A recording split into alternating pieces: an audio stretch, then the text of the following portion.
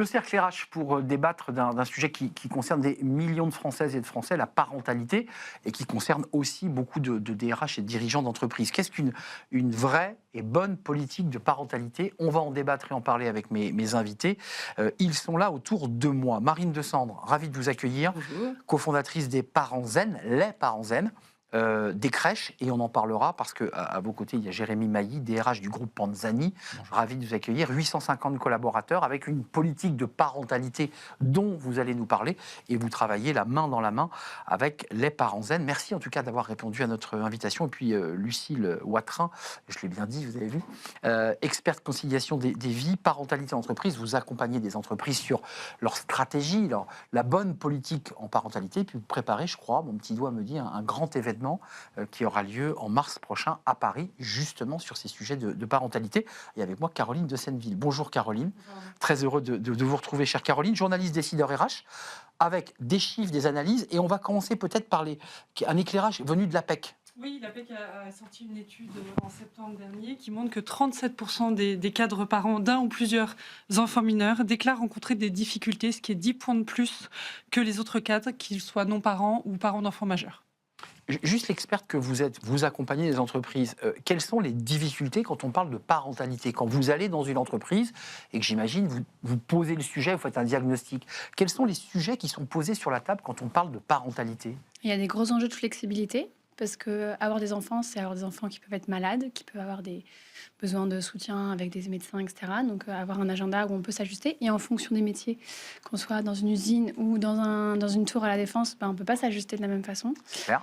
Et puis, il y a plein d'enjeux autour de re-onboarding des mères, par exemple. Enfin, quand on revient au travail... Énorme sujet. C'est pas une mince affaire. On ne revient pas comme quand on est parti. Et souvent, on nous attend exactement comme quand on est parti. Et puis, il y a globalement, est-ce que l'entreprise accepte de nous faire venir avec nos enfants, parfois avec des nuits qui ont été compliquées, parfois avec des ados. C'est tabou, on n'en parle pas. On a des cernes, on n'ose pas dire qu'on n'a pas... C'est vrai, on en a peur. Je trouve qu'on parle plus des problèmes de sommeil que des problèmes d'addiction d'un ado à son smartphone ou à d'autres substances. Je veux dire, c'est encore moins sympa d'en parler, et pourtant, c'est un vrai sujet. C'est vrai, vous avez raison. On dit plus facilement bébé n'a pas dormi cette nuit que de dire mon fils prend trop de cannabis. Ça, je suis d'accord avec vous. Je me tourne vers vous, DRH, monsieur le DRH Panzani. On parlait des cols blancs. C'est vrai qu'on parle parentalité, on pense aux cols blancs, on est flexible, on peut s'organiser, on fait du télétravail. Enfin, globalement, ça peut se vivre. Mais c'est plus compliqué dans votre cas, par ailleurs, avec les salariés qui sont postés, qui fabriquent des pâtes, qui fabriquent de la semoule. C'est beaucoup plus compliqué. Comment on fait dans ce cas-là? Oui, alors c'est tout à fait vrai. C'est pour ça que nous, on a démarré en 2018 avec les Parents Zen au siège pour effectivement des populations plutôt cadres. Et quand on a revu la politique parentalité il y a 2 ans, on a souhaité l'élargir aux usines, puisqu'on a 6 usines en France, 3 centres de R&D, et qu'effectivement, ces collaborateurs-là sont autant concernés par les sujets de parentalité et de flexibilité. Ils ont les mêmes stress, quoi. Hein. Exactement. Et puis c'est vrai que la parentalité ne s'arrête pas aux enfants de 0-3 ans, en fait, la parentalité continue bien longtemps. J'ai mis un papier jusqu'au Biactol, quoi, jusqu'au moment où nos enfants mettent du Biactol pour retirer leur bouton. Ouais, c'est un papier de... Toute sa vie, je pense. C'est ça, on est papa et maman toute sa vie. Voilà. Puis un jour, on devient proche aidant, et donc... Mais quand vous posez le sujet à vos équipes, quand vous le posez au COMEX, au CODIR, je ne sais pas comment, on vous dit quoi? Parce que c'est un vrai sujet, c'est-à-dire quelqu'un qui est posté, qui doit avoir une productivité, c'est pas simple. Comment on l'organise, ça?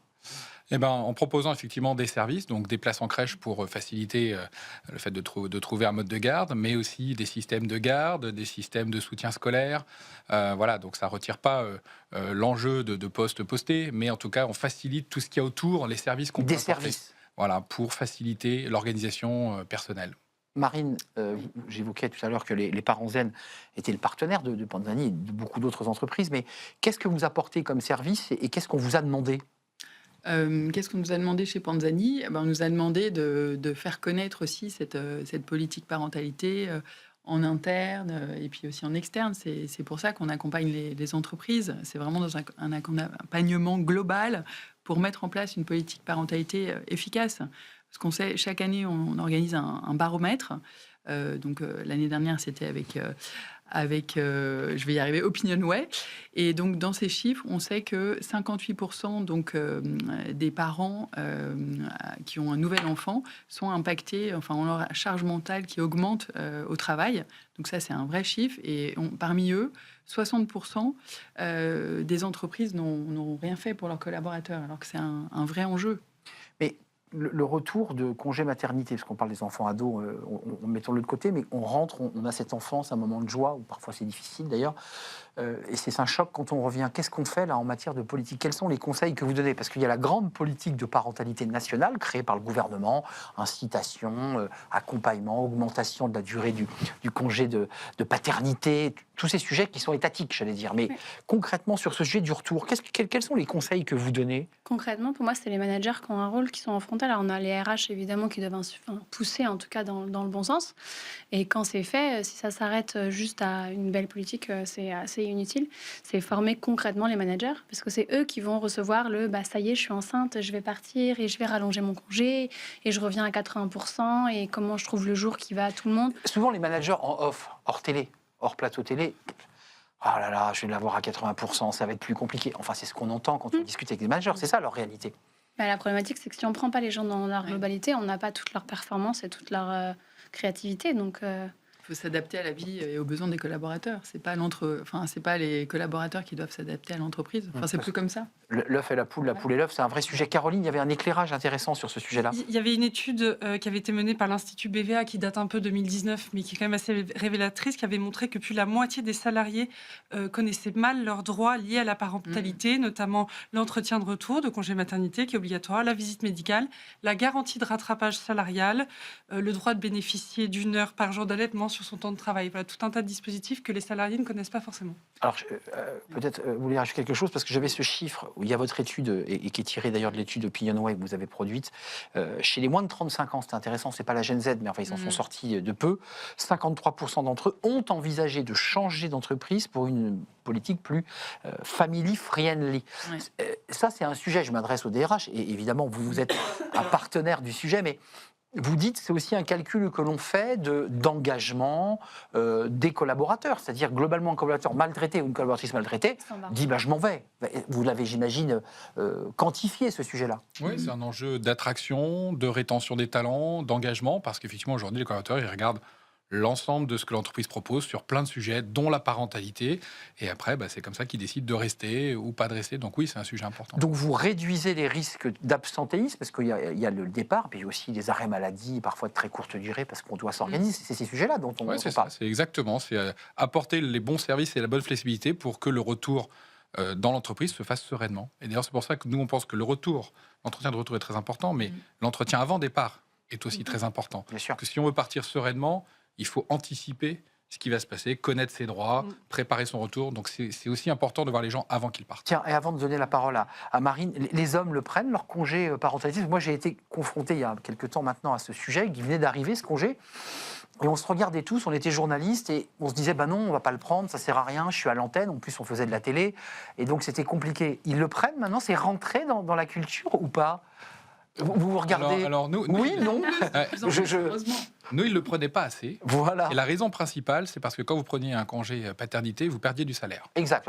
On pouvait compenser, l'entreprise pouvait compenser le manque à Nous, gagner. on a signé dans l'accord égalité professionnelle homme-femme, qui concerne du coup aussi les hommes. Ouais. On a signé le fait de maintenir le salaire, et ce qui a très largement permis aux papas de prendre leur congé. Donc l'incitation financière qui permet de garder ses revenus. On lève un frein. Combien de jours le congé paternité? Maintenant 28. Et 28 jours. Bientôt plus au mois de juillet, puisqu'il va être augmenté. Avec le congé de naissance. Oui. Exactement. Bientôt 2 mois de plus chacun. Vous êtes une actrice, parce que vous travaillez avec Panzani, je l'évoquais, mais est-ce que l'idée d'implanter des crèches, puisqu'on l'évoquait chez Panzani, sur site, ce qui était une vieille idée On posait la question, oui.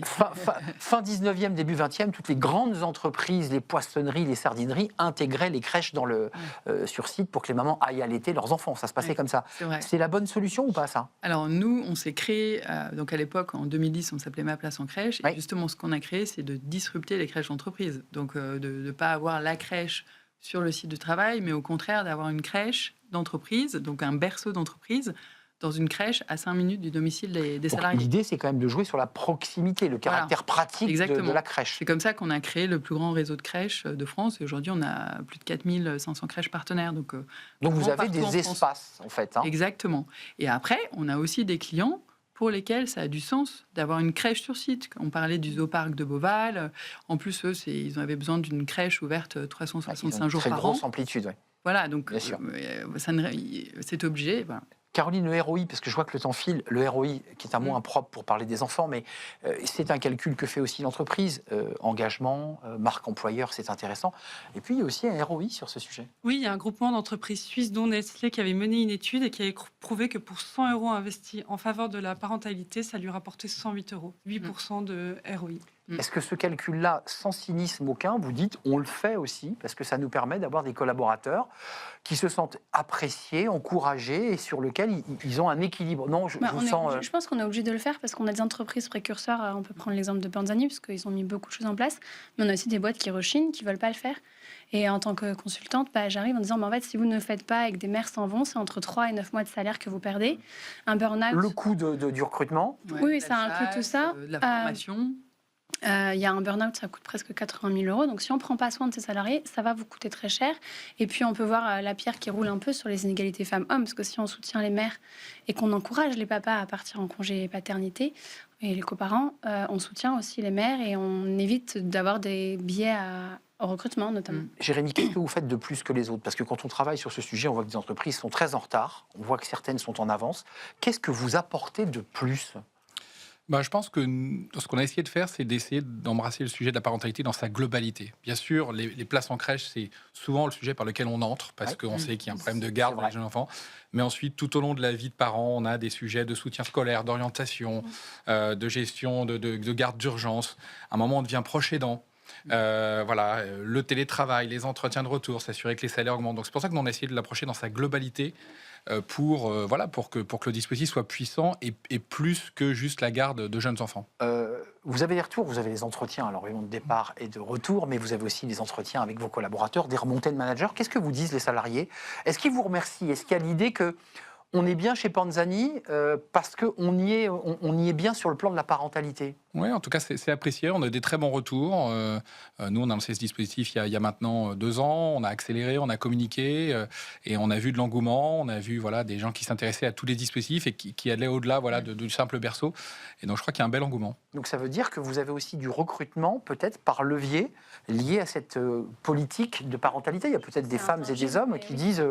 Tiens, cette boîte-là m'intéresse, non? C'est sûr, moi j'ai déjà eu des clients qui m'ont dit que des candidats leur avaient dit qu'ils venaient là parce qu'il y avait des places en crèche. Enfin, des mamans notamment, en l'occurrence. Justement, je pense qu'il y a encore un progrès à faire sur l'équilibre homme-femme là-dessus. Il y a l'étude de l'APEC qui montre que 50% des mères cadres déclarent que ce sont plus souvent elles qui s'occupent de leur enfant malade contre 18% des pères. Je pense qu'il y en a une bonne partie qui ment aussi, parce que... C'est-à-dire? Mais que c'est encore plus. C'est ça, enfin, les hommes pipotent un peu. J'ai voulu fier à ce chiffre. J'ai vu passer une enquête qui disait, je crois que c'était un truc comme 95% des mamans qui prenaient les rendez-vous pour les enfants sur Doctolib. On a vu la même 98, je crois, 95, Et pour leurs conjoints aussi. Et vous, Jérémy, vous prenez rendez-vous aussi sur Doctolib? Moi, j'ai récupéré mon fils à l'école hier soir. C'est un problème de nounou, donc... Non, mais je veux dire par là que souvent, quand on met des politiques comme ça, il faut être aussi aligné soi-même. Et c'est un vrai sujet aussi. En tant que papa, je pense que vous êtes papa, je ne peux pas vérifier. Et je pense qu'il faut aussi montrer aux collaborateurs que vous le faites. Et j'imagine que vous le faites. Exactement. Ouais, tout à fait. C'est important, l'alignement. C'est important, tout à fait. Quand même, il faut préciser, on ne l'a pas dit au début de l'émission pour ne pas créer une sinistrose absolue, c'est que pour la première fois depuis 1945, il y a plus de décès que de naissances. Oui. Donc, je ne sais pas, vous les expertes et les observateurs, enfin ceux qui le vivent, on traverse une crise de la natalité, alors qui n'est pas peut-être uniquement liée aux politiques de l'entreprise, mais il y a une incidence. Il faut aller plus loin si on veut faire plus d'enfants. Il faut une politique, le congé de naissance et aussi le congé parental où on s'arrête 1 an. C'est quoi? On ne gagne pas. Enfin, on ne gagne même pas 500 € par mois. À peine 350 €, je crois, c'est ça? Oui. Enfin, on peut pas entre 300 et 500. Non, mais je veux dire, en changeant de politique, en disant à une femme, vous avez un minimum vital qui vous permet de vivre, est-ce que c'est ou à un homme, évidemment, est-ce que ça vous permet de pouvoir... pense que c'est pas que ça. C'est pas que ça. Chez la société, dans l'ensemble, on voit les espaces No Kids, on va au café, si notre enfant a... Le train, l'avion, enfin moi on a déjà traité mes enfants de chiens en mode le chien est beaucoup plus sage que vos enfants. Oui, en fait, ils ont 3 et 4 ans, enfin... Donc je pense que c'est toute la société et toute la mentalité qui doit évoluer. Et alors il y a des acteurs qui font bouger, Panzani, mais en fait si c'est que les entreprises. Enfin, c'est une notion sociétale et gouvernementale. Donc ça dépasse largement le cadre des compétences et des pouvoirs des entreprises. C'est-à-dire qu'aujourd'hui, on repousse les enfants à la marge. Ils font trop de bruit dans les rues, dans les trains, c'est ça le des sujet que avions vous no soulevez. kids, des restaurants no kids, des plages no kids, et puis bientôt plus d'enfants. Et puis du coup, la natalité chute. Et c'est important quand même que le gouvernement continue à accompagner les entreprises qui justement mettent des choses en place pour être family friendly. Ça, On vous accompagne, Jérémy ? Oui, je pense que le gouvernement a été incitatif sur les places en crèche il y a maintenant de nombreuses années avec le crédit d'impôt. Donc voilà. ça, c'est très bien. Et puis je pense que ça permet de rentrer dans le sujet et ensuite de pouvoir l'élargir. En tout cas, nous, les places en crèche nous ont permis d'entrer dans le sujet. Oui, c'est la porte d'entrée. C'est la porte d'entrée. Et c'est un déclic, c'est un début. C'est comme ça qu'on embarque les managers, les dirigeants d'une entreprise. Et qu'ensuite, on peut être plus ambitieux. On le dira jamais assez, mais il faut former les managers, les éduquer à ces sujets, parce qu'il faut quand même leur faire comprendre les enjeux d'un retour de congé maternité. On voit souvent des femmes qui disent mon poste avait changé, mon bureau avait changé de place. Personne ne m'a parlé quand je suis revenue. Personne ne m'a parlé, personne ne s'est interrogé sur moi. C'est un vrai sujet, presque sociologique, là, presque psychologique, que beaucoup de femmes vivent. Humain, en fait, juste humain. Ouais. Enfin, se rendre compte qu'elle a donné la vie, qu'elle revient et que c'est pas la même personne et qu'il faut l'accueillir, prendre soin d'elle, avoir un entretien de retour et puis en avoir aussi d'autres dans l'évolution, parce que ce qui est vrai à 3 mois de l'enfant n'est pas vrai après. Caroline. J'ai listé un peu, j'ai cherché dans les entreprises les différents dispositifs innovants. Il y en a un qui est intéressant, c'est la FinTech Indie qui, depuis début 2024, propose à tous les jeunes parents 12 jours supplémentaires de congés utilisables la première année, l'année où ils sont souvent malades. C'est assez précieux. Congé enfant malade. Ouais. Donc 12 jours à prendre comme on veut, droit de tirage. Ça vous semble être une piste intéressante ? Avec toutes les contraintes qu'on évoquait sur des salariés qui sont sur des sites de production, c'est plus compliqué. Nous, dans l'accord égalité professionnelle qu'on a signé avec les partenaires sociaux, on a un dispositif qui est un peu similaire, c'est-à-dire qu'on a laissé la possibilité de transformer son 13e mois en temps. Parce que finalement, des gens qui ont besoin plus de temps que d'argent. Ça marche pour les aidants aussi, j'imagine ? Exactement. Voilà. L'idée, c'est de pouvoir offrir du temps, parce que parfois, c'est le temps dont on a besoin et la flexibilité que le temps apporte. Exact, ça c'est très très intéressant. Et les gens l'utilisent ? Oui, ça commence. Voilà, c'est nouveau, donc on a communiqué, il faut oser faire la démarche, il faut s'organiser. Mais ça démarre. Et ce qui est important... Un mot avant de parler du grand événement de Ce qui est important, c'est de bien communiquer, en effet. Donc, comme on a une charte du télétravail qui est dans toutes les boîtes, je ne sais pas si vous l'avez déjà fait chez Panzani, mais il faut avoir sa charte, justement, parentalité. Tiens, d'ailleurs, j'oubliais le télétravail. C'est la solution ou pas avant de nous quitter ? Parce qu'on se dit, après tout, le télétravail, c'est pratique, on peut avoir son enfant à portée. J'ai eu le sentiment que ce n'était pas la panacée quand même. Alors, dans les usines, non. Bon, ça c'est fait. Mais nous, par exemple, on étend le télétravail pour les femmes qui sont enceintes.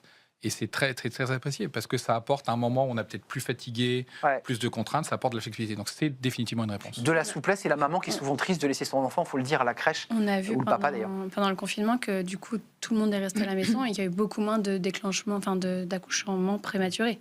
Plus calme, moins stressé. Calme, moins de transport, etc. Et moins de transport, exact. Moins de préma. Donc préma. on peut faire l'addition aussi de combien ça coûte de faire un préma à la société. Exact, c'est un coût très élevé, oui. notamment les grands prémas. Votre événement d'un mot, autant en faire un peu de promo, c'est quoi l'idée ? Pourquoi créer un événement ? Vous dites que c'est une manière de visibiliser ce sujet ? On a souvent des événements pour les parents, on a souvent des événements sur l'ambition pro. L'idée, c'est qu'on voulait mettre ça dans un même sac et se dire on peut être parent et ambitieux. Et donc, parler de politique parentale, parler d'entreprises qui innovent et qui font des choses bien, comme peut le faire Panzani. Donc, c'est une invitation que vous lui lancez, en fait, c'est ça l'idée, avec plaisir. Okay, S'il veut revenir de Lyon, donc c'est le 24 mars à Paris. 24 mars à Paris. Exactement. Donc, c'est de réconcilier, de faire se parler tout le monde. Exactement. En fait. Et qu'on soit manager, salarié ou DRH, qu'on puisse venir s'inspirer et puiser des bonnes idées à mettre en place dans son organisation. Et comprendre pourquoi il faut les mettre en place. Vous êtes convaincu. Vous faites aussi du prosélytisme. Vous êtes venu sur ce plateau pour parler de ce que vous faites. Est-ce que vous continuez dans la sphère des DRH à expliquer à vos collègues qui seraient certains en train de vous dire écoute, c'est pas la priorité, la parentalité, c'est pas essentiel. On l'entend beaucoup, ça. Ouais, je pense que tout le monde a conscience que les enjeux de qualité de vie au travail sont importants. Et après, dans la qualité de vie au travail, il y a plein de tiroirs possibles. La parentalité en est définitivement un. Je pense quand même que la prise de conscience est assez forte. Moi, je sens en tout cas qu'elle s'est beaucoup renforcée ces dernières années. Donc moi, je suis assez optimiste. Donc si on se disait faites des enfants, c'est peut-être ça le mot de conclusion de cette émission. Réfléchissez bien avant de les faire. Il faut bien sûr réfléchir avant de les faire. Mais enfin, la natalité se casse quand même violemment le nez. Est-ce que je peux parler 10 secondes. On a un bouquin qui vient de sortir à l'AFNOR, 100 questions sur la parentalité en entreprise. Donc ça, c'est vraiment pour tous les DRH. Je viens de l'offrir vous allez le présenter Jérémy. Dans l'événement de voilà, exactement. Il est dans la liste, c'est déjà le cas. Et nous, on sera invités, j'espère bien. Et c'est notre directrice qualité parentalité, Karine Arquet, qui l'a coécrit à 4 mains main avec Tiffaine Mayol. Voilà, donc c'est vraiment un must-have dans sa bibliothèque. Eh bien, vous l'enverrez ici et on viendra le chroniquer. Et une newsletter sur LinkedIn qu'on vient de lancer, là, qui est sortie aujourd'hui. Ça y est, vous avez tout mis là. Voilà, donc il faut s'inscrire et On a nous tout. suivre. Et comme ça, On est vous recevez complet. les newsletters. Et manger des pâtes, c'est très bon pour la santé. Par ailleurs, et je ne vous ferai pas le slogan que j'adore, puisque je vous l'ai fait hors antenne. Merci Jérémy Mailly, DRH Groupe Panzani, très en avance sur ces sujets de parentalité. Merci à Marine Dezande, cofondatrice Les Parents Zen, Oui. et qui travaille la main dans la main avec Panzani. Puis merci à Lucille Vatrin, bon vent pour votre événement de mars, experte conciliation des vies, parentalité, entreprise. Et merci à Caroline de Senneville. C'est toujours un plaisir de partager cette émission avec vous et avec vous. Merci à vous, merci à l'équipe, merci à Nicolas Juchat, merci à Paul au son et merci à Charles à la réalisation aujourd'hui. Merci à vous tous et à très bientôt. Bye bye.